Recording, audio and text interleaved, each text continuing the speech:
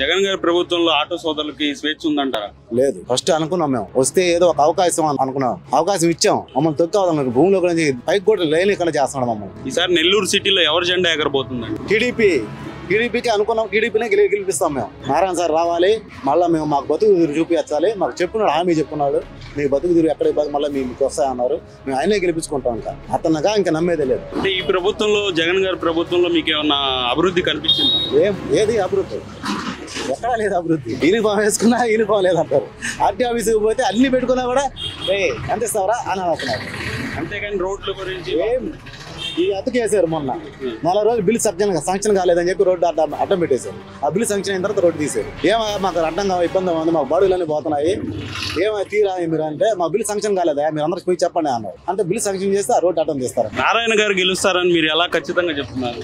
మా ఆటో కార్మికులు కానీ అది బయట చెప్పకూడదు, మా మనసులో ఉంది, మేము అదే చేస్తాం. రప్పించుకుంటాం, ఎట్టైనా సరే సార్ రప్పించుకుంటాం. ఆయన వస్తే ఏం చేస్తారు అనుకుంటున్నారు? మాకు అన్యాయం చేయడు, మాకు న్యాయమే చేస్తాడు. ఆయన గెలక ముందు కూడా మాకు న్యాయమే చేశాడు, కానీ మేము పొరపాటున ఒక అవకాశం అని చెప్పి అతనికి చేసాము. ఇప్పుడు తెలుగుదేశం ప్రభుత్వంలో ఎటు చూసినా రోడ్లు ఉన్నాయి, ఇప్పుడు ఎలా ఉందండి? అన్ని గుంటలే. మా బండి సంవత్సరం కూడా కాల ఎఫ్సీ చేయించి ఏ అవతారాలను చూడండి బండి. సో మీరు ఏం చెప్తున్నారు? ఏ ప్రభుత్వం అయినా వస్తే ఏం చేయమని ఆటో సోదరులు కానీ కోరుకుంటున్నారు? మాకు న్యాయం చేయాలి, మమ్మల్ని ఇబ్బంది పెట్టకుండా. ఒకరోజు కేసు రాస్తే పక్కరోజు కేసు రాకుండా అభివృద్ధి, మాకు అభివృద్ధి కావాలి. ఏది అభివృద్ధి? ఏది? మా పాప బీటెక్ 4th ఇయర్ అయిపోయింది, జాబ్ లేదు, ఇంట్లో కూర్చున్నాం. ఎక్కడ జాబ్ రావట్లేదు. మేము ఇంత ఖర్చు ఆటో తోలుకొని మా పిల్లల్ని చదివించుకొని ఇళ్ళలో కూర్చోబెట్టుకున్నాం.